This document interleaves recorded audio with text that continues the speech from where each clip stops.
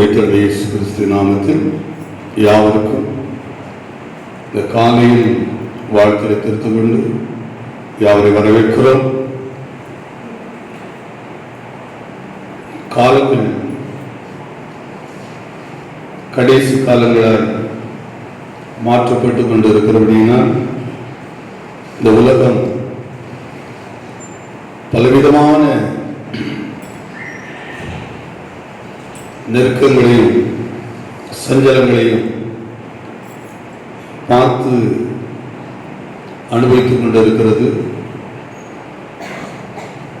ஆனால் இவைகள் மத்தியில் இந்த போராட்டங்களை நாம் ஜெயிப்பதற்கு வேதத்திலிருந்து சில காரியங்களை நாம் விளக்கிக் கொள்வது அவசியமாக இருக்கிறது. வாசித்த வேத பகுதியில் எபேசியர் புஸ்தகம் 6ஆம் அதிகாரத்தில் 12வது வசனத்தை நாம் ஒரு சத்தமாக வாசிப்போம். ஏனெனில் மாம்சத்தோடும் இரத்தத்தோடும் அல்ல, துரைத்தனங்களோடும் அதிகாரங்களோடும்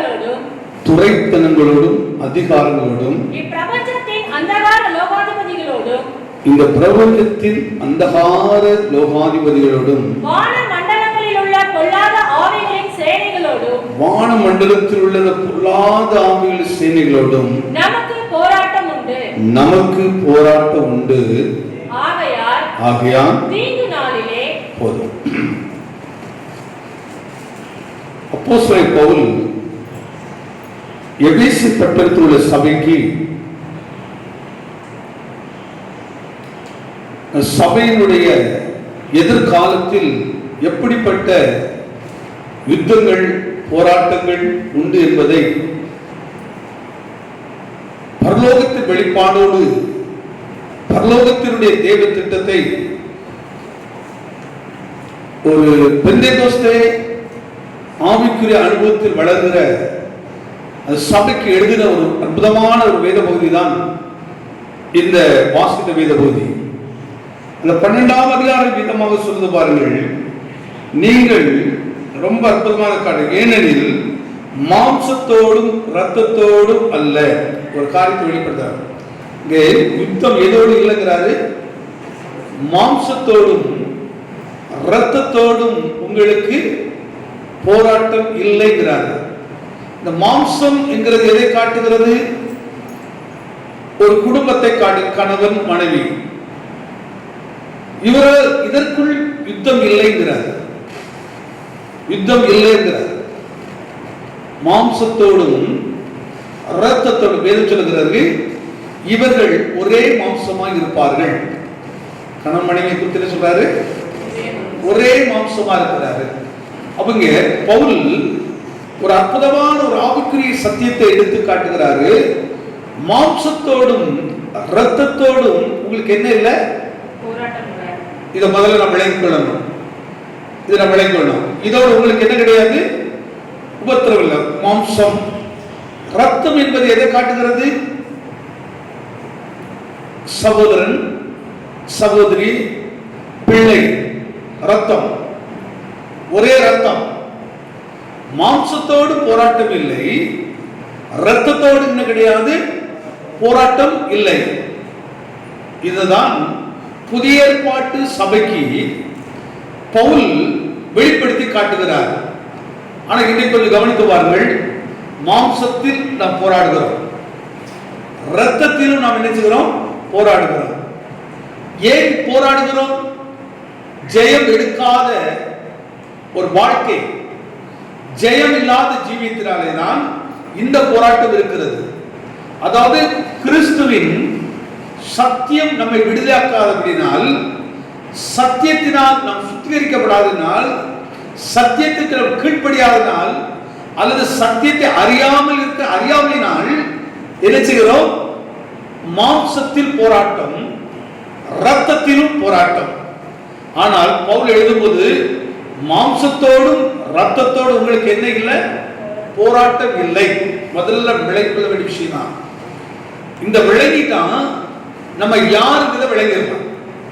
இந்த காட்டை ஜெயித்துட்டோம்னா தேவனுடைய வருகையை பிரவேசிப்பதற்கு தடைகள் என்பதை விளங்கிக் கொள்ளலாம். முதல் அனுபவங்கள் நிகழலாம். அப்போ மாம்சத்தோடும் இரத்தத்தோடு ஒருத்தர் போராடுகிறான் என்றால் அவன் சத்தியங்களை அறியாதபடி, சத்தியங்களுக்கு கீழ்ப்படியாதபடி, சத்தியங்கள் அவருக்கு இல்லாதபடியினால் அந்தகாரத்தில் இருக்கிறபடினால் தான் இந்த போராட்டம் நடந்து கொண்டே இருக்கிறது. இந்த வெளிப்பாடு இருக்கிறவன் மனைவியை அடிக்க மாட்டான், திட்ட மாட்டான், நிறைய விஷயங்கள் இருக்குது. மாம்சம் எடுத்துட்டா அது வேற சப்ஜெக்ட், ரத்தம் எடுத்துட்டா அது வேற சப்ஜெக்ட். ஆனால் இப்ப அதுக்குள்ள போகல. அடுத்து போதிப்பார்கள் ரொம்ப அற்புதமாக கட்டுறாரு பாருங்க.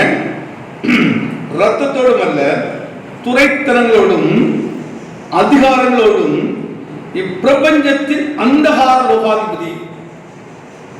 எடுக்கிறது பிரபஞ்சத்தின் அந்தகார லோகாதிபதி. இப்ப நம்ம இடம் கொடுத்துதான் கொஞ்சம் இந்த காலையில் நாம் தியானிக்க போறோம். இந்த காலையில் ஒரு நினைக்கலாம், காலையிலே ஒரு வாக்குத்தத்தை சொல்லி அப்படியெல்லாம் பிளஸ் பண்ணாரிட்டு அப்படியே சொல்லி சொல்லிதான் நம்ம மந்தமாகி வரமாது போயிடுச்சு. கர்த்தருடைய பயம் இல்லாம போயிடுச்சு. பெயர் கிறிஸ்தவர்களாய் மாறிட்டோம். பேர்ல தான் கிறிஸ்தவம், ஆனா கிறிஸ்துவுக்கு நமக்கு என்ன கிடையாது, எந்த தொடர்புல எந்த விதமான ஒரு கிறிஸ்துவ அனுபவமே இல்லாமல் மாறிவிட்டோம். ஆனால் இந்த காலையில இதுதான் ஜீவனுள்ள வாக்குத்தத்தங்கள். நம்ம யார் என்பதை விளங்கிக் கொள்வது, எப்படி இருக்கிறோம் என்பதை விளங்கிக் கொள்வது. இதை விளங்கிக் கொண்டாதான் எதற்காக நம்ம பிரயாசப்படுகிறோமோ, எதற்காக நம் சபை கூடுதல் வைத்திருக்கிறோமோ, எதற்காக ஒவ்வொரு நாளும் இரவு கர்த்தருடைய சமூகத்தில் நிற்கிறோமோ அந்த நோக்கத்தை நாம் நிறைவேற்ற முடியும். ஒரே ஒரு நோக்கம் தான். இயேசு வரும்போது அவன் கர்த்தராகிய இயேசுவே வாரும் என்று சொல்கிற ஒரு அனுபவம். இதான் நம்முடைய தரிசனம். ஆனா இந்த தரிசனத்துக்குள் நாம் கடந்து போகிறோமா, இந்த பிரபஞ்சத்தின் லோகாதிபதியுடைய வல்லமைக்குள் சிக்கி தவித்துக் கொண்டு இருக்கிறோமா? இந்த பிரபஞ்சம் என்கிறதை தமிழ்ல நல்ல அற்புதமான ஒரு வார்த்தை, ரொம்ப அற்புதமான வார்த்தை. இந்த உலகம், இந்த பூமி, இந்த பூமி குறித்து ரொம்ப அற்புதமா சொல்ற பிரபஞ்சம் அப்படிங்கிறார். இந்த பிரபஞ்சத்துல பார்த்தீங்கன்னா பலவிதமான உபத்திரம், பலவிதமான பாடுகளை நாம் கவனிக்கப்படுகிறது. இந்த நாளில் சில வார்த்தைகளை வசனத்தை உங்களுக்கு அடி கோடிட்டு காட்டுறேன். நீங்க நல்ல வீட்டில் உட்கார்ந்து, இது ஒரு பெரிய சப்ஜெக்டா இருக்கிறதுனால இதை ரொம்ப ஆழமா விளக்க முடியாது. அந்த வசனத்தை காட்டுற உங்களுக்கு வருஷதாக விளக்கம் பாருங்க. வாசிக்கலாம். கலாத்தியர்கள் நிறுவனம் 1ஆம் அதிகாரம் 4வது வசனத்துக்கு வாசிப்போம். அவர் நம்மை இப்பொழுது இருக்கிற பொல்லாத பிரபஞ்சத்தில் இருந்து விடுவிக்கும்படி இப்பொழுது இருக்கிற என்ன பிரபஞ்சம் சொல்றாரு? பொல்லாத உலகம் சொல்கிறார். இந்த பொல்லாத உலகத்தில் இருந்து தேவன் நம்மை விடுவிக்க வேண்டும் என்கிறார், விடுவிக்கப்பட வேண்டும் என்கிறார். பிரபஞ்சத்தை குறித்து ஒரு பயிற்சி காட்டுறார். இந்த பிரபஞ்சனுக்கு எப்படிப்பட்டதா இருக்கிறதா? பொல்லாத பிரபஞ்சம், உலகம் அப்படிங்கிறார். நல்லது வார்த்தை கவனித்து விடுச்சு பாருங்க. பவுல் தன் மனதில் இருக்க கலாத்திய சபை காட்டுறாரு. கலாத்திய சபையே உனக்கு நேராக சத்தியத்தில் கூட காட்டுறேன், உனக்கு தேவை என்ன என்பதை கூட காட்டுறேன், நீ எதற்குள்ள இருக்கிறாய் என்பதை காட்டுற அப்படி காட்டுறார்கள். அவர் நம்மை இப்பொழுது இருக்கிற பொல்லாத பிரபஞ்சத்திலிருந்து விடுவிக்கும்படி, இப்ப நம்ம ஒரு விடுதலை அடையணும் அப்படிங்கிறாரு. இந்த உலகத்துக்குள்ள நமக்கு என்ன வச்சிருக்காரு? ஒரு விடுதலை வேணும். அப்படியானால் அப்படி கட்டப்பட்டிருக்கிறோம். ஏதோ ஒரு விஷயத்துல இந்த பிரபஞ்சத்தோடு உலகத்தோடு உலகமாக நாம் கட்டப்பட்டு வாழ்ந்து கொண்டிருக்கிறோம் என்பதை பவுல் எடுத்து காட்டுகிறார். இந்த பிரபஞ்சத்தோடு நான் கட்டப்பட்டு இருக்கிறேன், பிரபஞ்சத்தோடு கட்டப்பட்டு இருக்கிறேன், அதை எடுத்து காட்டுறாரு. இன்னைக்கு இது நாம் விளைக்கொள்ள வேண்டிய ஆண்டவரே, இந்த காலையில எனக்கு இந்த கிருபைகள் கொஞ்சம் வேணும். இந்த உலகத்திலிருந்து நான் விடுதலைக்கப்படணும். இந்த உலக கிரியிலிருந்து நான் என்ன செய்யணும்? விடுதலை. உலகத்துக்கு ஒத்த வேஷங்களை தரித்து, இதை ரொம்ப அற்புதமா கட்டுற பாருங்க. இந்த உலகத்துல, இந்த பிரபஞ்சத்துல, இந்த உலகத்தை வைத்து இந்த உலகத்தில் நம்மை அடிமையாக்குறது. வானம் கர்த்தருடையது, பூமியோயோ மனுபுத்திரன் கொடுத்தார். இந்த பூமி யாருக்கு கர்த்தர் கொடுத்தார்? நமக்காகவே தேவன் கொடுத்தார். நாம் வாழ்ந்து நன்றாக இருப்பதற்காக. நாம் தேவனை மகிழ்ப்படுத்துகிறவராய் மகிழ்ச்சியான வாழ்க்கை வாழ வேண்டும் என்று தேவன் நமக்கு அதை கொடுத்தார். அப்படி தேவன் கொடுத்த இந்த உலகத்தை வைத்தே நம்மை பிசாசன அடிமையாக்கி வைத்திருக்கிறார். வாசிப்போம், ரோமர் நிருபம் 12ஆம் அதிகாரம் 2வது வசனத்தில் வாசிக்கலாம். நீங்கள் இந்த பிரபஞ்சத்துக்கு ஒத்த வேஷம் தெரியாமல் தேவனுடைய நன்மையும் இன்றைக்கு பிரபஞ்சத்தின் ஒத்த வேஷம் எப்படி இந்த உலகத்துல பிசாசனை அடிமையாக்குறான், எப்படி இந்த உலகத்தை வைத்து ஆவிக்குரிய சபை ஆவிக்குரிய ஜனங்களை ரட்சிக்கப்பட்டு சொல்லுகிறவர்களை எப்படி அடிமையை ஆக்கி வைத்திருக்கார் என்றால் அதை குறித்து ஒரு 4-5 பாயிண்ட் சொல்ற பாருங்க. அதுல முதல் பாயிண்ட் எது சொன்னா வேஷம். முதல் காரியம் என்னது? வேஷம். வார்த்தை அப்படிதான் இருக்கு. எப்படி இருக்கு படிங்க. நீங்கள் இந்த பிரபஞ்சத்துக்கு ஒத்த வேஷம் தெரியாமல் அதாவது உலகத்துக்கு ஏற்ற மாதிரி ஒரு வேஷத்தை தெரியாமல், வேஷத்தை தெரியாத அப்படிங்கிறார். இந்த வேஷத்தை கொடுத்துதான், வேஷம் போட வைத்துதான் இந்த உலகத்துக்குள் நம்மை என்ன செய்கிறான்? அடிமையாக்கி வைத்திருக்கிறான். இந்த உலகத்தோடு உலகமாய் நம்மை அடிமையாக்கி வைத்திருக்கிறான். இதான் பவுல் ரோமாபுரியில் இருக்கிற தேவனுடைய பிள்ளைகளுக்கு அவர் இன்னும் நீங்கள் எதிலிருந்து விடுதலையாக்கப்பட வேண்டும் என்று எழுதும்போது, நீங்கள் உலகத்துக்கு ஒத்த வேஷத்தை நினைச்ச முடியாது, தரிக்கவே கூடாது. ஏன்னா மனுஷன் வேஷமாகவே அழைக்கிறான் சொல்லுகிறது. ஒரு வேஷத்தை தரித்துக் கொண்டு இருக்கிறான். ஆவிக்குரிய சபைகளுக்கு ஆவிக்குரிய பிள்ளைகளுக்கு எல்லாவற்றையும் அனுபவிக்கிறதுக்கு உரிமை இருக்குது. ஆனா எல்லாரும் எப்படி இருக்காது? தகுதியா இருக்கவே இருக்காது. எல்லாம் தகுதியா இருக்கவே இருக்காது. உலகத்தில் வேஷம் இங்கிலீஷ்ல எப்படி போட்டிருக்குது? பேஷன். தமிழ் பைபிள்ல வேஷம் இருக்குது, ஆனா இங்கிலீஷ் பைபிள்ல பேஷன். இப்ப எல்லாரும் நம்ம என்ன சொல்லுங்க? பேஷன் என்னது சொல்றமா சொல்லுங்க. இப்ப நம்ம என்ன பண்றது? ஒரு ஃபேஷன் அப்படிங்கிறோம். அப்ப நல்லா விளங்கிடுங்க. பிசாசு சத்துரு எப்படி நம்மை வஞ்சிக்கிறான், சபைகளை எப்படி வஞ்சிக்கிறான், ஊழியர்களை எப்படி வஞ்சிக்கிறான். பேஷன் என்கிற, அதாவது இந்த வேர்டுக்கு நம்ம போகவே கூடாது. இந்த உலகத்துக்கு ஃபேஷனுங்க பிள்ளைகள் அப்படி சொல்லும் போது நம்ம என்ன கண்டிக்கணும். இந்த பேஷன், இந்த வேஷத்தை நீ தரிச்சிடாத, இந்த வேஷத்தை என்ன செய்யாத, தரிக்காத. கிறிஸ்தவ வாழ்க்கை எளிமையானது, நம்ம எளிமையா வாழணும் அப்படிங்கிறத நம்ம கற்றுக் கொடுத்தது.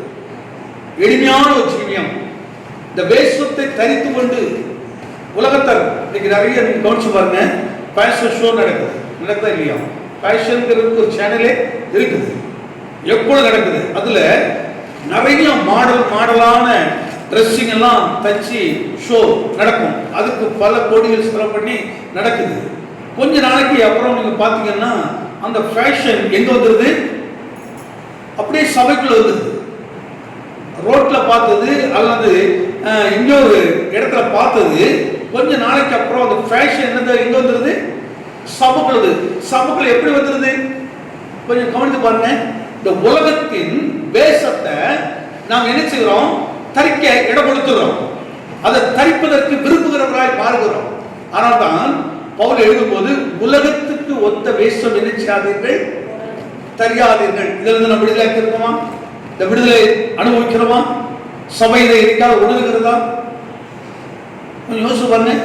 ஒரு நடிகன் ஒரு மாத தலையில முடி வெட்டிருக்கான்னு சொல்லுங்க. கொஞ்ச நாள் பார்த்தீங்கன்னா நம்ம வாலிபர்கள் எப்படி ஆகிறாங்க? அந்த மாதிரி ஒரு முடியை கட் பண்ணிட்டு அந்த மாதிரி ஒரு இதெல்லாம் வச்சுட்டு கொஞ்ச நாள்ல வந்துட்டு எங்க நிற்கிறோம்? விசுவாசிகள் விடுங்க, சில ஊழியர்கள் கூட எப்படி இருக்கிறாங்க? அப்படி பேஷனை தரிச்சிட்டு இவைகளெல்லாம் உலகத்துக்கு ஒத்த வேஷம் தரித்திருக்கிற, நீங்க அதை பார்த்தோன்னே விளங்கிடலாம். இந்த உலகத்துக்கு வேஷம் தரித்திருக்கிற வேஷத்தின் ஆவினால் சுத்தப்பட்டிருக்கிறான். அந்த ஆவி அவனை பிடிச்சிருக்குது, அந்த ஆவியால் கட்டப்பட்டிருக்கிறான். இதை விளங்கிடலாம். ஒவ்வொருத்தருடைய கிரியைகளை செய்யற பார்த்த உடனே விளங்கிடலாம். அப்படி ஒரு வேஷத்தை தரித்திடலாம். அதே மாதிரி லேடிஸ் கொஞ்சம் கவனிச்சு பாருங்க. அந்த மாதிரி ஒரு வேஷமான ட்ரெஸ் தரிச்சிட்டு எங்க வந்துடுறோம்? சபைக்குள்ள வந்து உட்கார்ந்து இருக்கிறோம், சபையை கவனிக்கிறோம். சில ஆச்சரியமான விஷயங்களா இருக்குது பாருங்க, ஆச்சரியமான விஷயங்களா இருக்குது. வேதம் சொல்கிறது எல்லாவற்றையும் அனுபவிக்க எனக்கு என்ன உண்டு? என்ன உண்டு? எனக்கு தகுதி உண்டு எனக்கு. ஆனால் எல்லாம் எனக்கு தகுதியா இராது. ஏன் தகுதியா இருக்கு? நான் இயேசு ரத்தத்துல மீட்கப்பட்டிருக்கிறேன், இயேசு ரத்தத்தால கழுவப்பட்டிருக்கிறேன். என்னுடைய நோக்கமும் என்னுடைய தரிசனமும் என்னுடைய எதிர்பார்ப்பு என்ன சொன்னா, மணவாளனாய் கர்த்தராகிய இயேசு கிறிஸ்துவினுடைய வருகையில் பிரவேசிப்பது. அதற்கான ஒரு ஆயத்தம். இன்னைக்கு சபை ஒரு வேஷத்தை தரித்துக் கொண்டிருக்கிறது. வேஷத்தாரிகளாகவே தங்களை அடிமைப்படுத்தி வைத்திருக்கிறார்கள். எங்க பேரண்ட்ஸோட பிள்ளைகளுக்கு சொல்றதுக்கு பயம்னு சொல்றதை விட இவர்களுக்குள்ள இருக்க சில விருப்பத்தை நம்ம செய்ய முடியல. நம்ம பிள்ளையாவது செய்யட்டும், நம்முடைய பிள்ளையாவது செய்யட்டும். வேஷத்தை தெரியாதீர்கள்.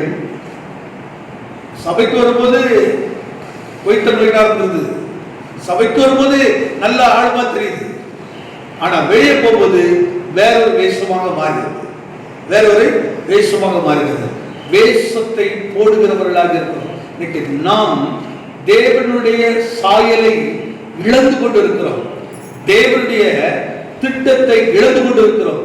தேவனுடைய மனதில் இருக்கிற அந்த சாயலை முற்றிலுமாக இழந்து பிசாசு சாயலை நாம் நீ தரித்தவளாய் காணப்படுகிறோம். அதான் பவுல் அந்த இடத்துல காட்டுகிறார். மீண்டும் வாசிங்கம்மா. நீங்கள் இந்த பிரபஞ்சத்துக்கு ஒத்த வேஷம் தெரியாமல் ஒரு விஷயம் தான் இந்த வேஷம் தரித்து. இன்னொரு காட்டு காட்டுற பாருங்க, வாசிக்கலாம். 2 நாளாகவும் 18ஆம் அதிகாரம் 29வது வசனம். இஸ்ரவேலின் ராஜா யோசபாத்தை பார்த்து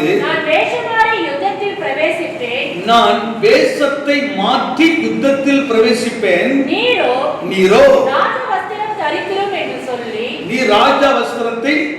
என்று சொல்லி இஸ்ரவேலின் ராஜாவுடைய வார்த்தை கொஞ்சம் கவனித்து பாருங்க. ஒரு ராஜா சொல்கிறான், நான் உம்முடைய வேஷத்தை பிரவேசிப்பேன். நீர் ஒரு சாதாரண மாதிரி வார ஜனங்களோடு வாரம், நான் உம்முடைய வேஷத்தை நான் போட்டுட்டு நான் என்ன செய்யறேன்? யுத்தத்துல பிரவேசிக்கிறேன் அப்படின்னு பிரவேசிக்கிறார். ஒரு தெரிஞ்ச பகுதி தான். சம்பவம் என்ன நடக்குது? எதிரி சொல்றான், எந்த ஜனங்களோடு யுத்தம் பண்ண வேண்டாம், எந்த ஜனங்களோடு யுத்தம் பண்ண வேண்டாம். குறிப்பா நீங்க பாருங்க, யாரு ராஜா வேஷம் போட்டிருக்கிறானோ, யாரு ராஜாவா இருக்கிறானோ நேர அவனுக்கு அட்டாக் பண்ணுங்க. எல்லாரும் போக்கஸ் எது நேரம் திரும்பிச்சது? எல்லா யுத்த வீரருடைய போக்கஸும் ராஜாவுக்கு நேராக திரும்பிச்சது. கரெக்டா போக்கஸ் பண்ணி அந்த யுத்தம் ஆரம்பித்து சில நிமிடங்கள்ல ராஜா சொல்லுறாங்க. உடனே கத்துறா, ஐயோ நான் ராஜா இல்ல அப்படிங்கிறான். வேஷம் தரித்தான் பிசாசு உன்னதான் அட்டாக் பண்ணான். நீதான் குறியா இருக்கிறா. வேஷத்தை விரும்பாதீர்கள். வேற வேஷம் போட்டு அடையாளம் நினைக்காதீங்க. வேஷம் போடுவது கிறிஸ்தவம் அல்ல. ஒரு பெந்தெகோஸ்தே அனுபவம் கிடையாது, ஒரு ஆவிக்குரிய அனுபவம் கிடையாது, கர்த்தருடைய வரிக்கு காத்திருக்கிற அனுபவம் கிடையாது. உலகத்தாரை போல வேஷம் தரிக்கலாம், அவரை போல கிதம். அது உன்னை பிசாசுகள் நடத்துவது. எல்லா பிசாசு நோக்கம் ஒன்றை நோக்கி இருக்கும். வேஷம் போடுவதை தேவன் விரும்பவில்லை. ஒரு இடத்துல பாருங்க, சவுல் ஒரு வேஷம் போடுவான். ராஜாவா இருந்து சாதாரண மனிதமாக வேஷம் போட்டு கடைசியில ஒரு குறி சொல்லுகிற இடத்துல கேட்க நிற்பான். அங்க போய் நின்றுட்டு சில பாதாளத்தில் இருந்து ஒரு குறிப்பிட்ட நபரை எழுப்பி வர சொல்லணும் அப்படின்னு பாருங்க. அந்த வார்த்தை ரொம்ப பயங்கரமா இருக்கும். அந்த வார்த்தை சொன்ன மாதிரி குறி சொல்றவா எழுப்பி வர சொல்லலாம். அப்படியே வெளியே வந்த உடனே அவர் வார்த்தை சொல்ல பாருங்க, நீ இன்றைக்கு எங்களோடு என்ன செய்வான்? பாதாளத்தை வாசிக்கலாம். 1 சாமுவேல் புத்தகம் 28ஆம் அதிகாரம் 8வது வசனத்தை. அப்பொழுது சவுல் வேஷம் மாறி வேறே வஸ்திரம் தரித்து. இப்ப கர்த்தர் அவனை எப்படி வச்சிருக்கிறாரு? ராஜா வைத்திருக்கிற சூழ்நிலை கர்த்தரை மறந்ததுனால பல போராட்டம் அவனுக்கு வருது. போராட்டம் வந்த உடனே இப்போ ராஜ வஸ்திரத்தை கழட்டி வைத்து வேற வஸ்திரத்தை போட்டுட்டு, சிலர் வேற வஸ்திரம் போட்டு கொஞ்சம் தற்காலிகமான வெற்றில கிடைச்ச மாதிரி இருக்கும். ஒரு முறை தாவீது கூட ஒரு வேஷம் போடுவான், பைத்தியக்கார மாதிரி ஒரு வேஷம் போடுவான், அப்படியே தொல் வழிகிற மாதிரி வேஷம் போட்டு தற்காலிகமான விடுதலை கிடைக்கும். சில நேரங்களில் நீ வேஷம் போட்டா கொஞ்ச நாள் நல்லா இருந்த மாதிரி இருக்கும், எல்லாரோட புகழ்ற மாதிரி இருக்கும். ஓ இதான் பெரிய எழுப்புதல், இதான் பெரிய ரட்சிப்பு, ஓ தேவனுடைய பிள்ளை இப்படிதான் இருக்கணும் அப்படிங்கிற வேஷம் கொஞ்ச நாளைக்கு நல்லா இருக்கும். நிரந்தரமான வெற்றி கிடையாது, நிரந்தரமான வெற்றி கிடையாது. கொஞ்ச நாளைக்கு அந்த வேஷத்துக்கு மரியாதை இருக்கும், அதுக்கப்புறம் அந்த வேஷம் உடன் கலைந்து போகும், கலைந்து போகும். நீ தேவனுக்கு முன்னாடி நிற்கும் போது இந்த வேஷம் நம்மளை அவமானப்படுத்தி விடும், அவமானப்படுத்தும். நம்ம பாருங்க, வேஷத்தை வேற வேஷத்தை தரித்து கொண்டு அப்படின்னு இருக்காங்க.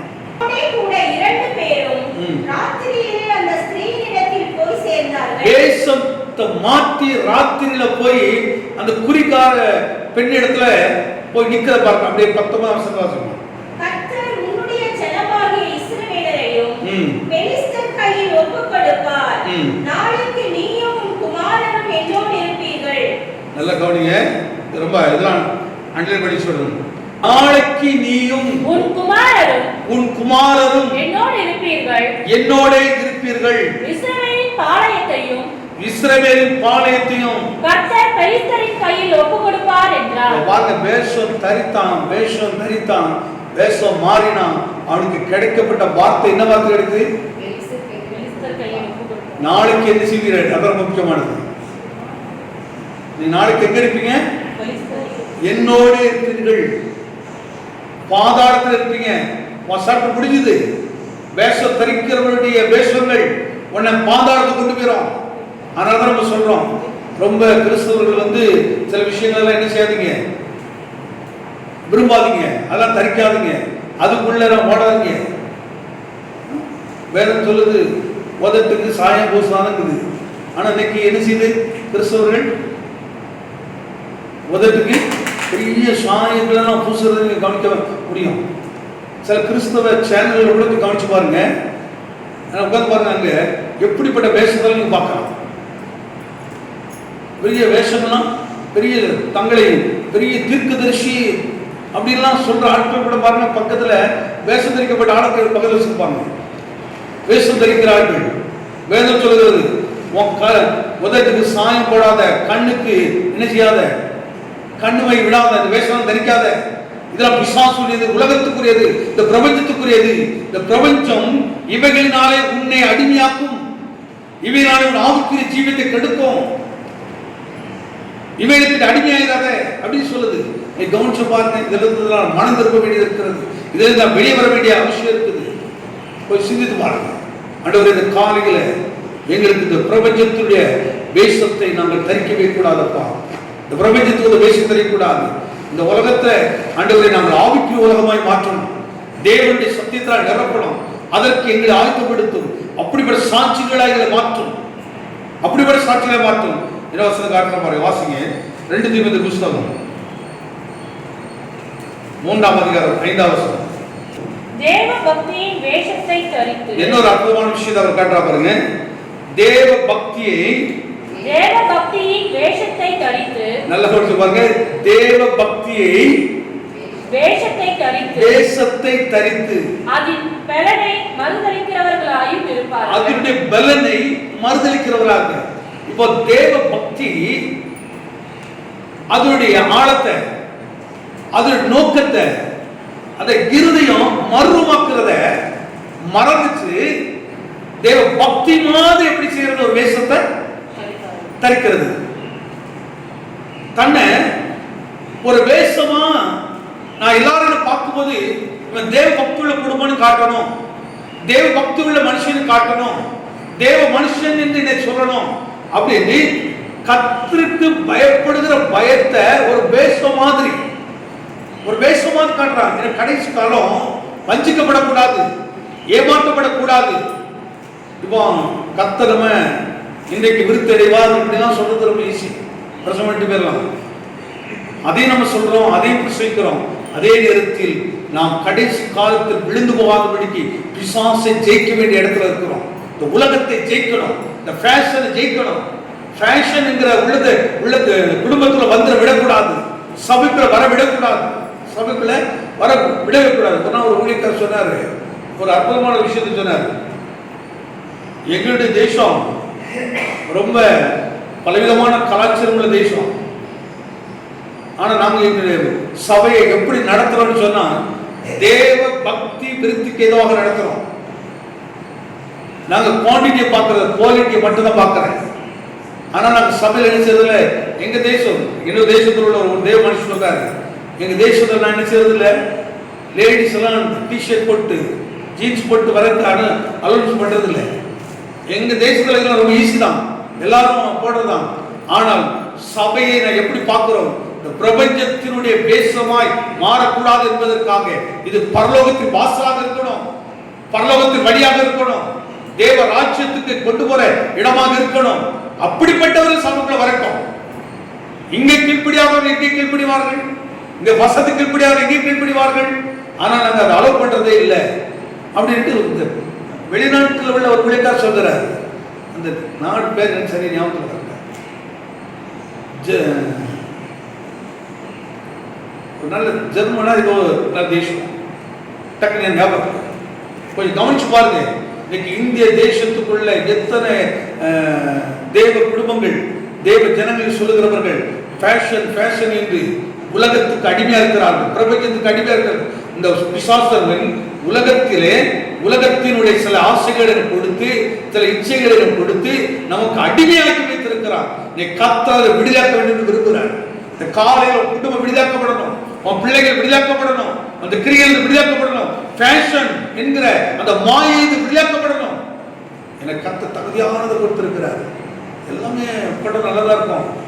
இதெல்லாம் ரொம்ப ஆச்சரியமா இருக்குது பாருங்க.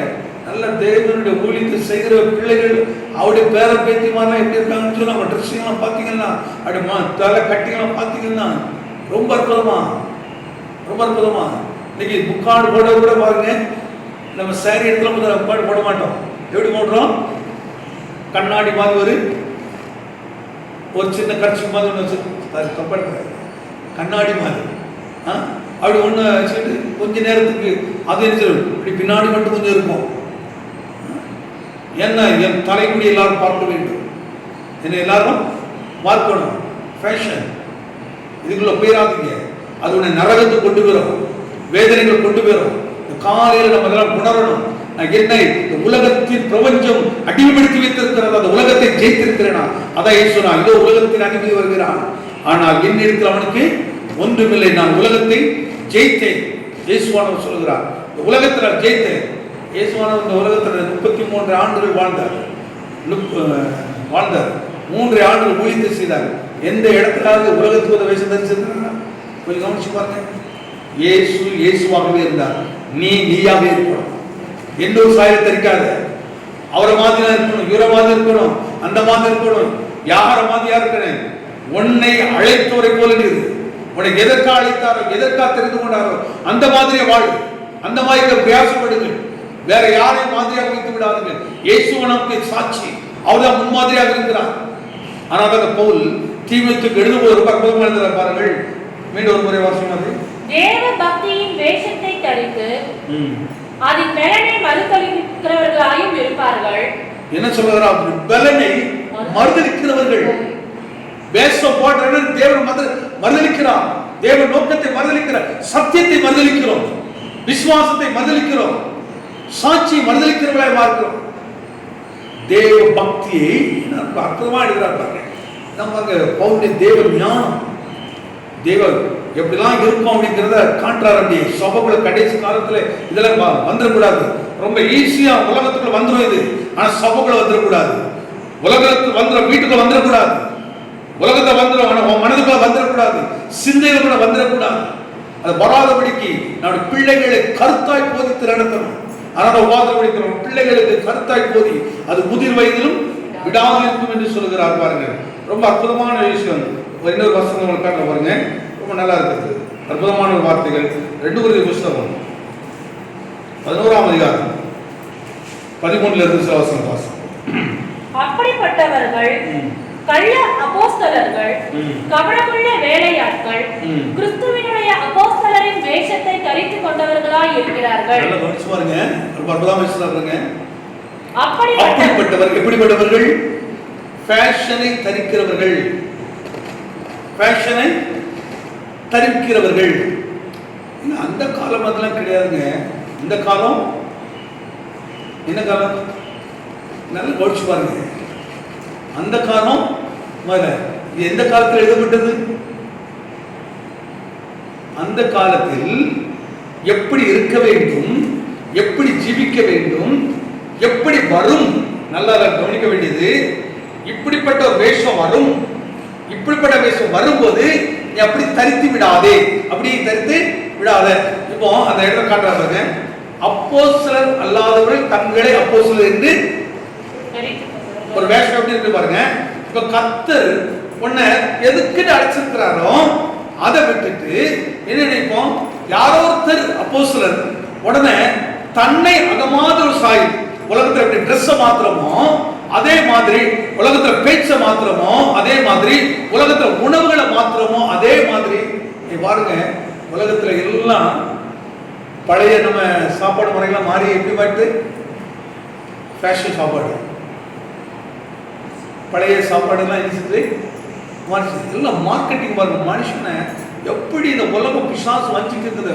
ஏன்னா ஒவ்வொரு ஃபேஷன்ல ஒரு பெரிய பணம் இருக்குது, ஒரு பெரிய பணம், பெரிய வியாபாரம் இருக்குது. அது இல்லை பெரிய வியாபாரம் இருக்குது. நம்ம வைத்து பெரிய வியாபாரம் நடக்குதுங்கிறத விலகி கொள்ளவே இல்லை. இன்னைக்கு அதனால தான் இவ்வளவு பெரிய பாதிப்புலாம் உண்டாகுது. இந்த வியாதிகள்லாம் உண்டாகிறதுக்கு பெரிய காரணம் என்ன? கொஞ்சம் கவனிச்சு பாருங்க. கண்டதை சாப்பிட்டு கண்டதை ஒன்னே விடுறதில்லை. எல்லாரும் சாப்பிட்டு கடைசியில் மனுஷன் பாருங்க, அப்போ சாப்பாட்டை கூட எப்படிலாம் இருக்குன்னு நமக்கு பயதை காட்டுது. எதை சாப்பிட வேண்டும், எதை சாப்பிடக்கூடாது, எப்படிலாம் இருக்குன்னு நமக்கு ரொம்ப அற்புதம் பயதை காட்டுது பாருங்க. கண்டதை சாப்பிட்டுட்டு கடைசி அதனால தான் பாருங்க, இன்னைக்கு வர்ற டிசீஸுக்கு மருந்து கண்டுபிடிக்க முடியலை, அதுக்கு எதிர்த்து இருக்கவே முடியலை. உலகத்தை முழுவதும் கூட்டு ஓட்டு எரிசலாம், லாக் பண்றான், பண்ணக்கூடாது போகுது நினைக்கிறீங்களா? இதெல்லாம் போகாது. தேவ பயம் வரணும். இன்னும் கர்த்தருடைய பயம் நினைச்சல வரல. இது கர்த்தரால் மட்டும்தான் மாற்ற முடியும்.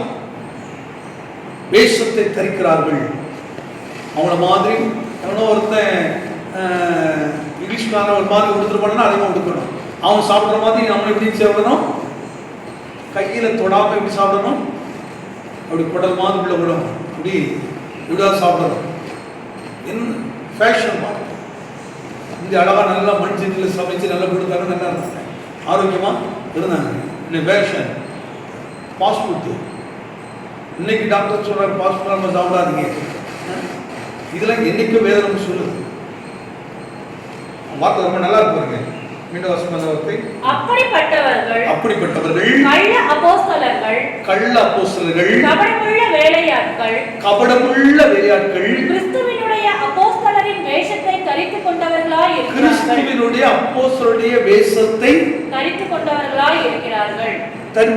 இருக்கிறார்கள். அது ஆச்சரியம் அல்ல. சாத்தானும் ஒளியின் நல்ல கவனிக்கல. ரொம்ப அற்புதமானது. இவையெல்லாம் பெரிய ஆச்சரியமே இல்லை. யாருக்கு ஆச்சரியம்னா, உபதேசம் தெரியாத ஆளுக்கு ஆச்சரியமா இருக்கும். இப்படிலாம் செய்வாங்களா அப்படின்னு. ஆனா சத்தியத்தை அறிந்தவர்களுக்கு இதெல்லாம் பெரிய ஆச்சரியமான விஷயம் இல்ல. ஆச்சரியமான இப்ப நம்ம ஜோசப் ஆனந்த் இருக்கிறாரு. அவர் அப்படியே என்ன செய்யறாரு, ஒரு மாதிரி ட்ரெஸ் பண்றாரு, அப்படியே ஒரு மாதிரி முடியை கட் பண்றாரு, அப்படிலாம் பண்ணிட்டு அப்படியே ரொம்ப பந்தாவா அப்படியே இருக்கிறாரு. உடனே இதை பார்த்த உடனே எனக்கு என்ன விளங்கணும்? இதெல்லாம் ஆச்சரியம் இல்லை. வேதம் சொல்லுகிறது இது ஒரு வேஷம். பேஷன் என்கிற ரூபத்தில் வந்திருக்கிற வேஷம். இந்த வேஷத்தை என்ன செய்யக்கூடாது? நம்ம தரிச்சிடக்கூடாது, நம்ம பிள்ளைகள் தரிச்சிடக்கூடாது, நம்ம ஜனங்கள் தரிச்சிடக்கூடாது, சபை தரிச்சிடக்கூடாது. இதை பார்த்து சபைகளுக்கு என்ன செய்யணும்? போதிக்கணும், பிள்ளைகளுக்கு போதிக்கணும், குடும்பத்துக்கு அதை என்ன செய்யணும்? போதிக்கணும். இதுல ஆச்சரியம் இல்லை. அப்போ உன்னை பார்த்துட்டு அந்த மாதிரி பண்ண நிறைய திரைப்படங்கள்ல காய்ச்சல் அவன் காதலோட குத்துற இவனும் ஒன்று அந்த மாதிரி கால குத்துறான். சபையில பார்க்குறோம். சபைக்குள்ள சில வர ஆட்கள் நம்மளாம் அலோ பண்றது இல்லை. வந்தாலும் சரி வரட்டாலும் சரி, இதில் நம்ம கொஞ்சம் கூட என்ன செய்யறது இல்லை, இந்த அட்ஜஸ்ட்மெண்ட் பண்றது இல்லை. சில அட்ஜஸ்ட்மெண்ட் சொல்லிட்டு கிடைக்க பார்த்தீங்கன்னா முழுவதும் வேஷமா மாறிடும். கடைசிக்கு சாயல் வேற சாயல மாறி, அவர் வச்சிருக்காரு, இவர் பண்ணாரு, இவர் வச்சிருக்காரு, இதுல இருக்கு. ஆனால் தான் அந்த வாக்குவாதம் பண்ணுற ஆளை கூட சபைக்குள்ளே வைக்க கூடாது. வாக்குவாதம் பண்ணுகிறது சபைக்கும் எங்களுக்கு என்ன கிடையாது, தகுதி கிடையாது. போல் எழுதுறாரு, வாக்குவாதம் பண்ணுவது பிசாசு, அது ஒரு கெட்ட ஆவி, எப்பவும் குற்றத்தை பேசிட்டு இருக்கிறது, எப்பொழுதும் வேற மாதிரி சிந்திக்கிற கலகத்தை உண்டாக்குற ஆவி. இவைகள் எல்லாம் எதிர்கால ரட்சிப்பை கெடுக்குது, உன் மனம் திரும்புதலை கெடுக்குது, உன் மனம் புதிதாக மாறக்கூடாது கெடுக்குது. மனம் புதிதாக மாறலன்னு சொன்னா இயேசுவின் வருகைக்குள் மர்மம் ஆக்க முடியாது மனதை. ஆனால் சொல்றாங்க, மாம்சத்தோடு ரத்தத்தோடு உங்களுக்கு போராட்டம் இல்லை. எதோடு போராட்டம் இருக்குது? இப்பிரபஞ்சத்தின் அந்தகார லோகாதிபதி, அவனுக்கு பிரபஞ்சத்தினுடைய லோகாதிபதி சொல்லுது, அடையாளம் காட்டுறாரு. இந்த அடையாளம் உலகத்துக்குரிய காட்டுறாரு. அந்தகாரத்தின் அதிபதியாகிய லோகாதிபதி. நம்ம ஒரு ஊழியத்துக்கு ஒரு லோகம் வைக்கிறோம், அடையாளம். இந்த மாதிரி இந்த பிரபஞ்சத்துக்கு இந்த வேஷம் அடையாளங்கள். அப்ப இந்த அடையாளத்தை பார்த்து நீ விளைகிறனா, இது யாருன்னு பார்த்து சொல்லிடலாம். இந்த அடையாளத்தை பார்த்த உடனே கிழிச்சு போற ட்ரெஸ் கொண்டு வருது, உதட்டுக்கு சாயம் பூச்சிட்டு வராடு. நல்லா கவனிச்சு பாருங்க, நிறைய கிறிஸ்தவ டிவி சேனல்லாம் நீங்க பாத்தீங்கன்னா அப்படியே ரெட் கலர் அப்படி அடிக்கிற மாதிரி பூசிக்கிட்டு இருப்பாங்க. அங்க உட்கார்ந்துக்கிட்டு வார்த்தை என்ன வார்த்தையா இருக்கும்? இயேசு இயேசு, அவர் ரட்சிக்கிறார், அவர் எனக்கு வெளிப்பாடு கொடுத்தார், அதெல்லாம் நிறைய இருக்கும். ஆனா வேஷம் என்ன வேஷமா இருக்குது? இந்த பவுல் காட்டுகிறார், கிறிஸ்துவின் அந்த வார்த்தையை நல்லா முடியுமா? அப்படிப்பட்டவர்கள் கள்ள அப்போஸ்தலர்கள், கபடமுள்ள வேலையாட்கள், கிறிஸ்துவினுடைய அப்போஸ்தலரின் வேஷத்தை தரித்துக் கொண்டவர்களாய் இருக்கிறார்கள். கிறிஸ்துவின் அப்போஸ்தலருடைய வேஷத்தை, அப்போஸ்தலர்கள் யார்? 12 அப்போஸ்தலர்கள். அந்த மாதிரி இவர்கள் ஒரு வேஷத்தை, இவங்க தான் அப்போஸ்தலர்கள் தான் கிறிஸ்தவ சபையை உருவாக்கினார்கள். அவங்க நாட்டில் தான் கிறிஸ்துவ சபையா மாறிச்சது. கிறிஸ்துவின் உபதேசங்களை பிரசங்கித்தார்கள், தெருவாய் பிரசங்கித்தார்கள், கிராமங்களில் போய் சென்று பிரசங்கித்தார்கள், சபை அங்கேயே ஸ்தாபித்தார்கள், வீடுகள் தோறும் அப்பமித்தார்கள். இப்படி சபை ஸ்தாபித்து வர்றாங்க. இப்படி வர்றவரு இப்ப பவுல் பார்க்கிறாரு, இங்க பார்த்தா இதை மாதிரி என்ன சாயல் பார்க்கிறாரு. இதை பார்த்துட்டு எச்சரிப்பா இருக்கிறாரு, ஜாக்கிரதையா இருக்கிற, கடைசி காலத்துல இதான் நடக்கும் என்பதை அப்படியே எழுதி காட்டுறாரு. அப்படியே எழுதி காட்டுறது வாசிக்கும் போது 15வது வாசகம், ஆகையால் அவருடைய ஊழியக்காரர்களும் நீதியின் ஊழியக்காரனுடைய வேஷத்தை தரித்துக் கொண்டால், என்ன சொல்றாரு பாருங்க, நீதியின் ஊழியக்காரனுடைய வேஷத்தை. யாரு நீதி? கிறிஸ்து தான் நீதி. ஆனா அந்த மாதிரி வேஷத்தை தரித்துக் கொண்டு, அது ஆச்சரியம் அல்லவே, அதுவும் ஆச்சரியம் அல்லவே, அவர்கள் முடிவு என்ன, எப்படி என்ன வெளிப்பாடு பாருங்க, என்ன தேவ ஞானம் பாருங்க. இவைகள் என்ன கிடையாது, ஆச்சரியம் அல்லவே. அதனால நீங்களாம் நம்ம என்ன செய்ய மாட்டோம், சென்ட் ஜான் சர்ச் குடும்பத்தாருக்கு நல்ல சக்தி தெரியணும். அதான் போதிக்கிற கருத்தா உட்கார்ந்து இரவும் பகலும் உட்கார்ந்து வசனங்களை எடுத்து தேவ ஞானத்தோடு, தேவன் வெளிப்பாடோடு, தேவ கிருபை கொண்டு இந்த வார்த்தையை உங்களுக்கு பிரசவிக்கிறோம், எல்லா காலத்தையும் பிரசவிக்கிறோம். இதை கேட்க கேட்க நம்ம மனம் அடி மாறிட்டே இருக்கணும், உள்ள மாறணும், உள்ளான மனுஷன் அடி மாறிட்டே இருக்கணும். பாருங்க, உள்ள மாறதான் இந்த உலகத்தை பிரபஞ்சத்தில் பேசும் நம்மகிட்ட நிச்சயம் மறைந்துடும். அதுக்கப்புறம் பார்க்க சொல்லலாம், நேற்று வரை இவர் இப்படி இருந்தாரு, இப்படி மாறிட்டாரு. ஜமீராப்பான் அப்படி பார்த்த உடனே சொல்லணும், நம்ம மேம் எப்படிலாம் இங்கே காலேஜுக்கு வந்து எப்படி டீச் பண்ணுவாங்க, இப்போ எப்படி இருக்கிறாங்க மேம், எப்படி இது அப்படின்னு கேட்கணும். வட சொன்னான், இப்ப இயேசு எனக்குள்ள வந்த உடனே பிரபஞ்சத்தின் வேஷம் என்னை விட்டு வெளியே போயிடுச்சு. பிரபஞ்சத்தின் வேஷம். ஆனால் அந்த வேத சொல்ற, நீங்கள் எனக்கு சாட்சிகளாக இருப்பீர்கள். நீங்க எனக்கு என்ன செய்யறது? சாட்சிகள். படிக்கிற இடத்துல நம்முடைய பிள்ளைகள் சொல்லணும், ஆமா போன வருஷம் வரை எப்படி இருந்தியம்மா, இந்த வருஷம் எப்படி மாறிட்டான், எப்படி மாறிட்டான்.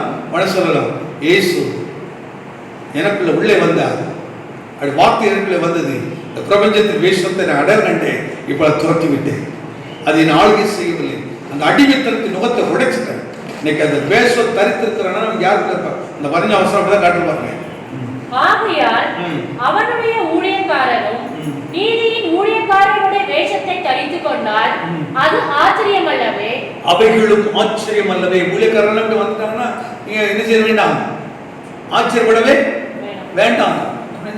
சில ஊழியக்காரன் அவன் டார்கெட் பண்ணுவான். அதுதான் சொன்னேன், இந்த இஸ்ரவேல் ராஜா வேஷம் தரிச்ச உடனே விஷால் எதை டார்கெட் படிச்சது, அவனை பிடிச்சா போதும்பா தேசத்தை. அதான் போலியன் ஒரு விஷயத்தை பேசுற பாருங்க, ரொம்ப எனக்கு அந்த வார்த்தை ரொம்ப பிடிச்சிருக்குது. நம்ம எல்லாம் என்ன செய்ய வேண்டாம், ரத்தம் சிந்த வேண்டிய அவசியமே இல்லை.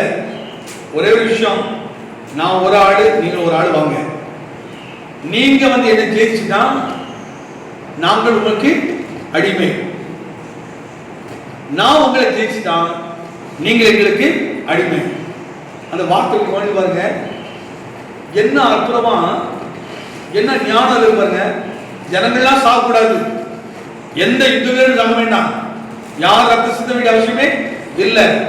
அதுக்கு மாறா இங்க ஒரு ஆளு அங்க ஒரு ஆளு, ரெண்டு பேர் இருப்போம், ரெண்டு பேர் யுத்தம் பண்ணுவோம். நான் ஜெயித்தனா எங்க தேசம் உனக்கு அடிமை, நீங்க ஜெயித்தா நான் ஜெயித்தால் உங்க தேசம் எனக்கு அடிமை. அந்த மாதிரி அப்படியே அவன் என்ன எதை டார்கெட் பண்றான் பாருங்க, ஊழியர்களை டார்கெட் பண்றான் விசுவாசி. இந்த பிரபஞ்சம் எதுக்கு நேராக தன்னுடைய போக்கஸை திருப்புது, தன்னுடைய வல்லமை திருப்புது, சபையை நோக்கி பார்க்குது. சபையை நோக்கி போகுது. சபையில யாரை பிடித்தா கரெக்டா இருக்கும், யாரை பிடித்தா கரெக்டா இருக்கும் பார்த்துட்டு அப்படி அதை டார்கெட் பண்ணி அடிக்கிறான் பாருங்க. இதெல்லாம் விளங்கிடணும். ஆனால் இவையெல்லாம் ஆச்சரியம் அல்லவே. ஒரு ஊழியக்காரர் பண்ண இந்த சத்திய வழங்கிட்டு யார் பின்னாடி போக மாட்டோம், அப்படி ஆள் பின்னாடி போகவே போக மாட்டோம்.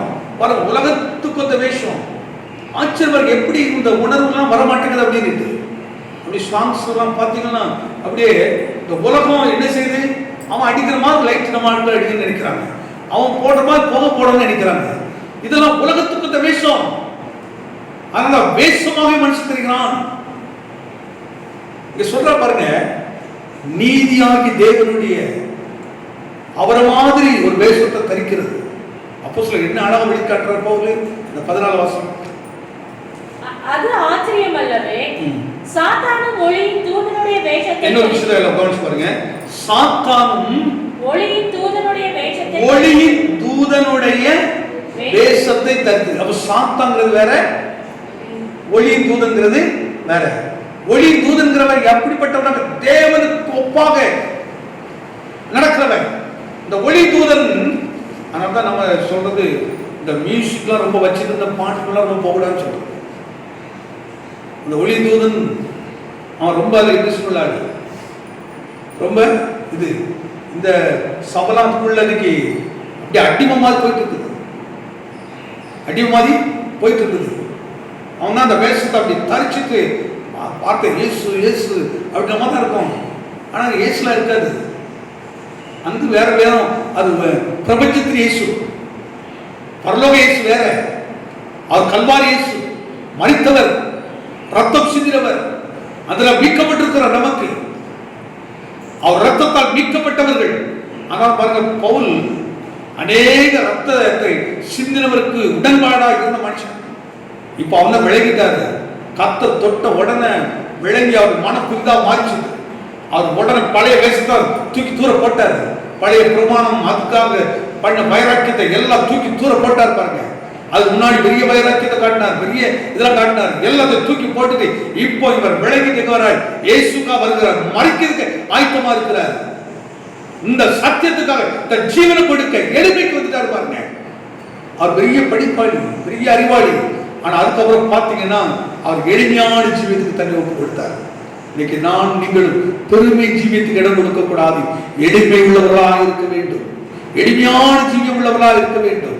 எளிமையான சுபாவத்தை வெளிப்படுத்தணும் பாருங்க, வெளிப்படுத்தணும். இப்படிப்பட்ட அனுபவம் இல்லாவிட்டால் நம்முடைய நிலைமை எப்படி இருக்குன்னு யோசித்து பாருங்க. ஒரே ஒரு வசனத்தை சொல்லிட்டு அதுக்கப்புறம் மாலையில் தொடர்ந்து நம்ம தியானிக்க கத்த சுத்தமானால் அது திரும்ப மாலையில் நம்ம தியானிக்கிறோம். ஒரே ஒரு வசனம் ஒரு காட்ட பாருங்க. லூக்காடு சுவிசேஷம் 8ஆம் அதிகாரம் 14ஆவது வசனம் கொஞ்சம் வாசிப்போம். முள்ளுள்ள இடங்களில் விதைக்கப்பட்டவர். முதல் காரியம் வேஷம். முதல் காரியம் என்னது? வேஷத்தை குறித்து இப்போ ரெண்டாவது காரியம் என்னன்னு சொன்னா கவலை. வாசிப்போம். முள்ளுள்ள இடங்களில் விதைக்கப்பட்டவர்கள் முள்ளுள்ள இடங்களில் விதைக்கப்பட்டவர்கள் வசனத்தை கேட்கிறவர்களாய் இருக்கிறார்கள். வசனத்தை கேட்கிறவர்களாய் இருக்கிறார்கள். கேட்டவுடனே போய் பிரபஞ்சத்திற்குரிய கவலைகளினாலும், இந்த கவனிச்சு பாருங்க, பிரபஞ்சத்துக்குரிய கவலைகளினாலும் ஐஸ்வரியத்தினாலும் சிற்றின்பங்களினால் நெருக்கப்பட்டு பலன் கொடுக்காதிருக்கிறார்கள். இதுல என்ன சொல்றாரு? கவலைகளால் நெருக்கப்பட்டிருக்கிறார்கள். பிரபஞ்சத்தின் கவலைகள், பிரபஞ்சத்துடைய கவலைகள். ஆண்டவரே, இந்த காலையில பிரபஞ்சத்துக்கு ஒத்த கவலை எனக்கு என்ன கவலை? எனக்கு இதை படிக்க முடியலையே, எனக்கு இதை பண்ண முடியலையே, இதை செய்ய முடியலையே, இதை பண்ண முடியலையே, இதை குறித்து கவலைப்பட்டு கவலைப்பட்டு கவலைப்பட்டு எதை நம்ம இழந்து போயிடுறோம்? எதை மறந்தோம்? பலன் கொடுக்க வேண்டியதை மறந்துடும். பலன் கொடுக்க வேண்டியதை மறந்தோம். ஆண்டவரே, இந்த காலையில் இந்த பிரபஞ்சத்துக்கு இந்த கவலை எனக்கு, அதனால கிறிஸ்தவ வாழ்க்கை கவலை இல்லாத வாழ்க்கை. போராட்டம் இருக்கும், உபத்திரவம் இருக்கும், பாடுகள் இருக்கும், ஆனால் கவலையே இருக்காது. கவலையே இருக்காது. எது எப்படிப்பட்ட சூழ்நிலை வந்தாலும் கவலை இருக்காது. அதனால விசுவாச ஆழத்தை குறித்து போனவரோட சொன்னேன், இன்றாவது கூட சொன்னேன், அவர் ரட்சிக்கவல்லவராக இருக்கிறார். அவர் ரட்சிக்காமல் போனாலும் தப்பு வைக்காமல் போனாலும் நான் என்ன செய்வேன்? இந்த காரியத்தை செய்யவே மாட்டேன். எனக்கு ஒரு பலன் இருக்குது. நான் கர்த்தரை அறிந்திருக்கிறேன். அவர் எப்படிப்பட்டவர் என்பதை அறிந்திருக்கிறேன். எப்படிப்பட்ட திட்டத்தை கர்த்தர் வைத்திருக்கிறேன் அறிந்திருக்கிறேன். அந்த ரகசியம் எனக்கு தெரியும். அதனால் அவர் தப்பு வைக்காமல் போனாலும் சரி, இந்த ஜீவன் எனக்கு முக்கியம் இல்லையா? இந்த ஜீவன் எனக்கு முக்கியம் இல்லை, பிரபஞ்சம் எனக்கு முக்கியம் இல்லை. எனக்கு தேவர் ஆட்சி தான் ரொம்ப முக்கியம். அதான் ரொம்ப அவசியம். ஒரு மர்மமாக சொல்லணும்னா, இந்த உலகத்தில் நம்ம வந்திருக்கிறோம். அப்படியே வந்துட்டு என்ன செய்வோம்? இப்போ ஒரு விருது வீட்டுக்கு போகிறோம். எவ்வளோ நாளுங்க இருப்போம்? இங்கேருந்து இப்போ அம்மா வீட்டுக்கு போகிறோம், திண்டிவனம் போகிறோம். போயிட்டு எத்தனை நாள் இருப்போம்? ஒரு வாரம் இருப்போம், அல்லனா ஒரு மாதம் இருப்போமா? இருப்போம். அதுக்கப்புறம் என்ன செய்வோம்? சிலர் ஒரு வாரம் இருப்பார்கள், சிலர்கள் ஒரு 10 நாள் இருப்பாங்க, சிலர் ஒரு மாதம் இருப்பாங்க, சிலர் ஒரு 6 மாதம் டெலிவரிக்கு அப்படின்னு போனால் ஒரு 6 மாதம் இருப்பாங்க. அதுக்கப்புறம் எங்கே வந்துடுவோம்? மணவாளனுடைய வீட்டுக்கு வந்துடுவோம். அந்த மாதிரி நம்ம இது ஒரு அப்படி வந்துட்டு போகிற உலகம் தான் இது. கிறிஸ்தவ வாழ்க்கைங்கிறது எப்படிப்பட்ட உலகம்? இந்த உலகத்தில் வந்திருக்கிறோம், வந்து கொஞ்ச நாள் இப்படிலாம் செய்ப்பா அப்படிங்கிறாரு ஆண்டவர். செய். ஆனால் இந்த உலகத்துக்கு வேஷமானு தெரிஞ்சுறாங்க. இந்த உலகத்துக்கு ஒரு வெளிச்சமா இருக்கு போயிருக்கு. இந்த உலகத்துக்கு ஒரு உப்புமாக இருக்கு. இந்த உலகத்துக்கு எப்படி இருக்கணும்? ஒரு உப்பாய் வெளிச்சமா இருந்துச்சு. என்ன காட்டில் போயிருக்கு, என் திட்டத்தில் காட்டில் போயிருக்கு. நீ கொஞ்ச நாள் இந்த உலகம். ஆனால் இப்படிப்பட்ட உலகத்தை, இந்த உலகத்திலேயே அவன் அடிமையாகணும் அப்படிங்கிறதுனா இந்த பிரபஞ்சம் என்ன செய்யறது? அதோடைய காரியத்தை முக்கியத்தை காட்டுது. இதை விளங்காதனால தான் அதிகார சொத்தை நினைக்கிறோம், ரவுடித்தனம் பண்ண நினைக்கிறோம், அபகரிக்க நினைக்கிறோம், சகோதரி ஏமாத்துறோம், சகோதரி ஏமாத்துறோம், யார் ஏமாற்றி அதெல்லாம் செய்கிறோம். அந்த சக்தியை விளங்கிட்டா யாரையும் ஏமாத்துறோம் என்ன வராது, யாரையும் வஞ்சிக்கணும் எண்ணமே வரவே வராது. இன்னைக்கு எத்தனை கிறிஸ்தவ குடும்பத்தில் கூட சகோதரனுக்கு வஞ்சிக்கிறது, சகோதரி வஞ்சிக்கிறது, பெற்றோரை ஏமாத்துறது, பெற்றோர் பிள்ளைகளை ஏமாத்துறது, என்ன சம்பவம் நடக்குது பாருங்க. பிரபஞ்சத்துக்கு தெரிஞ்சுக்கிறாங்க பேசுவோம். அந்த கவலைக்கு இடம் கொடுக்குறாங்க. வேஷம் விடக்கூடாது. ரெண்டாவது கவலை. ஆனால் எண்ணத்தை உண்போம் எண்ணத்தை கொடுப்போம் என்று கவலைப்படாதீர்கள். இவைகள் எல்லாம் உங்களுக்கு என்ன செய்யணும்? அதுதான் ஒரு எக்ஸாம் கட்டுறாரு. ஆகாயத்து பறவைகளை கவனித்து பாருங்கள், அவைகள் விதைக்கிறதும் இல்லை, அறுக்கிறதும் இல்லை, களைந்து சேர்ப்பதும் இல்லை, அவைகளுக்கு பரவ பிழை கூட்டுகிறார். அவர் கூட்டுறவர் நம்ம கூட்ட மாட்டாரா? நிச்சயம் கொடுப்பார். நமக்கு விசுவாசம் இல்லை, அந்த ராஜ்யத்துக்கு கொடுத்த நோக்கம் இல்லை. கவலை கவலை கவலை கவலை கவலை கவலை கடைசியில் பார்க்க உடனே நோயாளி ஆக்கி, வேதனைக்குள்ளாக்கி, குடும்பத்தை உடைச்சி அது வேற மாதிரி கொடுக்குது. பிரபஞ்சம் உன்னை தாறுமாறாக்கிறோம், தாறுமாறா ஆக்கிறோம். சக்தி தான் உன்னை விடுதலையாக்கும், உபதேசம் தான் உன்னை விடுதலையாக்கும். அதனால தான் சொல்கிறார், உலகத்துக்கு என்ன செய்யாதீங்க, வேஷம் தெரியாதீர்கள். 15ஆம் வசனம். நல்ல நிலத்தில் விதைக்கப்பட்டவர்கள். நம்ம எப்படிப்பட்டவர்களா இருக்கணுங்கிறாரு? நல்ல நிலத்தில் விதைக்கப்பட்டவர்களா. இப்போலாம் இதை நிலங்கிறது எது? நம்முடைய உள்ளம். இதுக்குள்ள தான் அந்த நல்ல வசனத்தை விதைக்கிறோம், நல்லா விதைக்கிறோம். வேஷம் வேண்டாம். அடுத்து என்ன வேண்டாம்? கவலை வேண்டாம். இதெல்லாம் வேண்டாம். அடுத்து உலகத்தின் ஆசை ஒரு பகுதி இருக்கு. அடுத்து நம்மளை கூடாக்குற தன்மைகள், இதெல்லாம் கொஞ்சம் கற்று சுத்தமான சாயங்காலம் தியானிப்போம். நம்ம எல்லாம் அப்படி கொஞ்சம் ஒரு நிமிஷம் முழங்கால் பண்ணிடுவோம். எல்லாம் கர்த்தருக்கு முன்பாக ஆண்டவர் நோக்கி பாருங்க. ஆண்டவரே, அற்புதமான இந்த காலையில் நான் எந்த சூழலையும் இந்த பிரபஞ்சத்தின் வேஷத்தை தரித்திருக்கூடாதையா. ரட்சிப்பை எனக்கு வஸ்திரமாக தரித்துக் கொள்ளணும், நீதியை வஸ்திரமாக தரித்துக் கொள்ளணும், விசுவாசத்தை ஆண்டவரை நான் கட்டிக்கொள்ளணும்.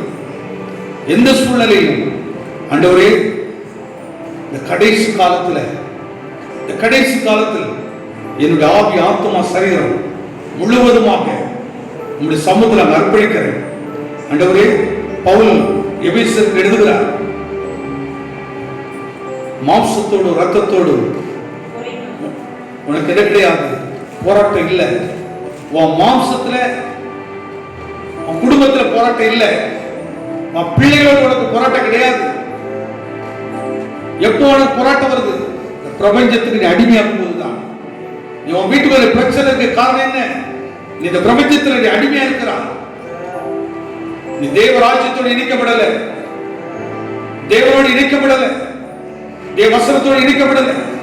ஆண்டவரே, காலையில் என்னை உணவோடு இணைத்துக் கொள்ளும், என்னை அர்ப்பணிக்கிறேன். ஆண்டவரே, இந்த சத்தியங்கள், வசனங்களை எனக்கு இன்னும் தியானிக்க பலத்தார். இது அதிகமான தியானிக்க கிருபைதார் ஐயா, அதிகமாக தியானிக்க கிருபைதார் ஐயா. ஒவ்வொரு நிமிஷம் வசனங்களை அதிகமாய் படிக்கட்டும் ஐயா. மாம்சத்தோடும் ரத்தத்தோடும் அல்ல, போராட்டம் இல்லை. முதல்ல அது தீர்மானம் பண்ணுங்க. என் மாம்சத்துல போராட்டம் இருக்க போறது கிடையாது, என் ரத்தத்துல போராட்டம் இருக்க போறது இல்லை. அது கிடையவே கிடையாது. மாற ஒரே ஒரு காரியத்தை மட்டும் விளங்கிடுங்க. துரைத்தனங்கள் இருக்கிறது, அதிகாரங்கள் இருக்கிறது, பிரபஞ்சத்தின் அந்தகார லோகாதிபதி, அதான் உன் வாழ்க்கை கெடுக்குது. அதற்கு ஒன்று அடிமையாக்கி வச்சிருக்கிறது. இந்த உலகத்துக்கு வந்து பேசப்பட வைக்குது. அன்பில்ல மாதிரி காட்டி சொல்லுது. இறக்கம் கிடையாது, அந்த இறக்குள்ள ஆழ்வாது காட்ட சொல்லுது. தயவில்லாத தயவுள்ள ஆழ்வாது காட்ட சொல்லுது. பயம் இல்லாத பயப்படுற மாதிரி காட்ட சொல்லுது. சபையை இன்னைக்கு தேவ பயமற்று இருக்கிறது. குடும்பங்கள் தேவ பயமற்று இருக்கிறது. கர்த்தருக்கு பயப்படுற பயம் எங்கே? ஆண்டவருக்கு பயப்படுற பயத்தை தாரும். இன்னைக்கு வசனத்துக்கு பயப்படுகிற பயத்தை தாரும். இந்த பிரபஞ்சத்துக்கு இந்த வேஷம் வேண்டாம், அதை நான் தரிக்கவே கூடாது. எல்லாம் மனதில் இருந்து, ஆழத்தில் இருந்து ஆண்டவருக்கு எந்த இடத்துல எல்லாம் இப்படிப்பட்ட ஒரு அனுபவம் இருக்கிறதோ இன்னைக்கு அதை ஜெயிக்கணும் பாருங்க, ஜெயிக்கணும் பாருங்க. பவுல் இதெல்லாம் ஒவ்வொன்றா காட்டுறாரு. வேஷத்தை தரிக்க வேண்டாம் என்று சொல்கிறார். அது உனக்கு தற்காலிகமா நல்லா இருந்த மாதிரி இருக்கும். எல்லாம் சொல்லுவாங்க, ஓ இது உனக்கு ரொம்ப நல்லா இருக்குது, இது ரொம்ப அப்படி இருக்குது சொல்லலாம்.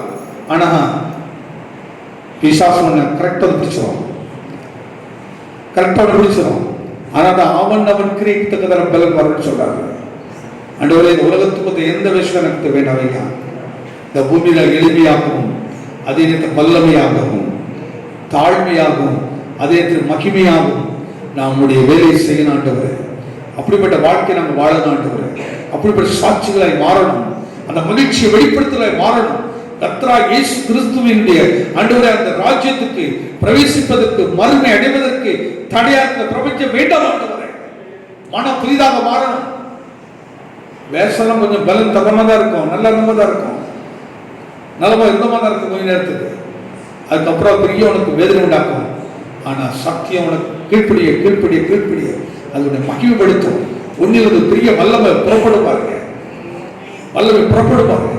ஆண்டவர் இந்த காலையில் அப்படிப்பட்ட மகிமையான கிருபையினால், அபிஷேகத்தினாலே ஒவ்வொரு வீடையும் பிரகாசிக்க பண்ணும், ஒவ்வொரு ஆத்மாவை பிரகாசிக்க பண்ணும். பிரகாசம் உள்ள மனக்கண்களை கொடுப்பீராங்க ஆண்டவரே. எல்லா கண்களை குருடாக்கி வைத்திருக்கிற அந்த குருடத்தன்மை எடுத்துக்கொள்ளும்.